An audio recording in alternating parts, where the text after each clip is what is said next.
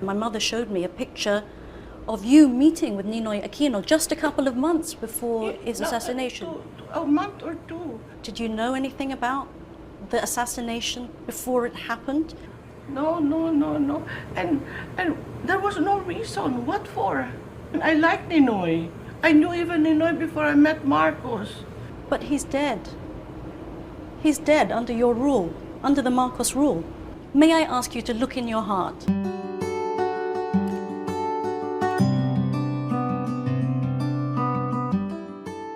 Good afternoon, Mrs. Marcos.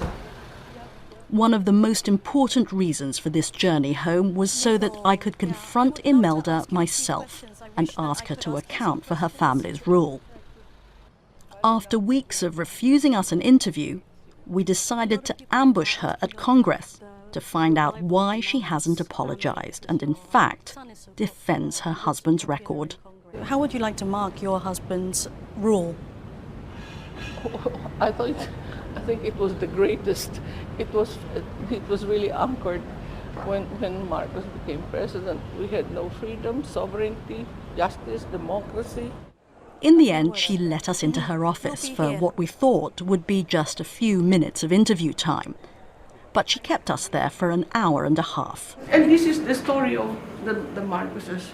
Use power for peace. Yes. Use beauty for love. Peace and love together is infinity. And this is forwarded by the greatest mathematician of the century, because he said this is this is mathematically perfect, this ideology and theology. There is a sense that she is slightly unhinged. But I still needed to ask her why she persecuted my family and so many others during martial law.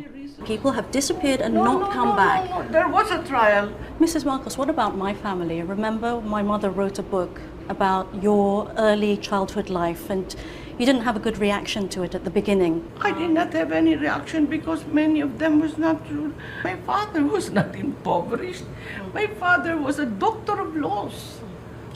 Look at me. I'm one person who... I'm looking at you. Don't worry. I am one person whose life was changed as a result of the martial law because my mother dared to write a book about you personally. Perhaps I am even representative of many people who would like to talk to you, to say, recognize what really happened to us. But after you have written that, did I ever confront you or your mother? Never. Never. After that was written, so many books have been said about me, written about me. Did I confront anybody or slap their faces or kick them or kill them? No. There is divine justice. I am a believer. I don't even wish confidentially in my heart evil to those people who did us so much harm and pain. No. My mother showed me a picture of you meeting with Ninoy Aquino just a couple of months before his assassination.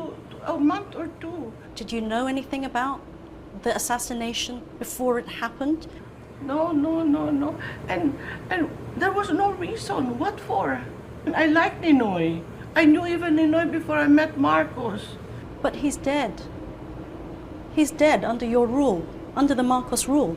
May I ask you to look in your heart and look at the life that you have led? I'll look at God. I'll look straight at God. And He can strike me dead right now. Yeah, I'm telling you the truth. Marcos was a man of peace. He enriched himself, didn't he? You were enriching yourselves. He was rich. He was rich when he and I got married. In fact, before he became president, he was number 4. And you can see that in an interview in the Reader's Digest. He was number 4 in the payment of taxes. But Mrs. Marcos, isn't it true that $10 billion of the Philippine treasury money went missing? That's not true. That's not true. Because then I should have been in jail already. I'll show you the documents. Where is the money, though, madam? It's okay. You don't need to show. But we have not stolen any money. We were the one who were very One moment. We expected to see some sort of evidence of her innocence. Instead, Imelda showed us volumes filled with nostalgic mementos of her glory days. This one says Libya. This is Libya. This is with the 29 countries of the world. And this of is the Islamic Conference. And this is you with Saddam With Hussein. Saddam. So, and if you saw the documentary they did, Imelda Marcos conquers Iraq. But there weren't any pages about her humiliating escape to exile, driven out by the fury of the Philippine people. Ferdinand Marcos died in exile. His remains are now preserved in a mausoleum in his home province of Ilocos Norte, where he's considered a hero. When you go to Ilocos and you see your husband there, what do you think of? What goes through your head? Every time I go there, I thank the Lord. Lord, thank you for giving me the privilege of being by the side of a man touched by God. When they asked me, and I was truthful about it, if you had something on your tombstone, he said, what would it be? I said, here lies love. Because, you know, it's funny. It's wonderful to be loved, but it is more wonderful to have someone to love. And if you have love, you can conquer everything.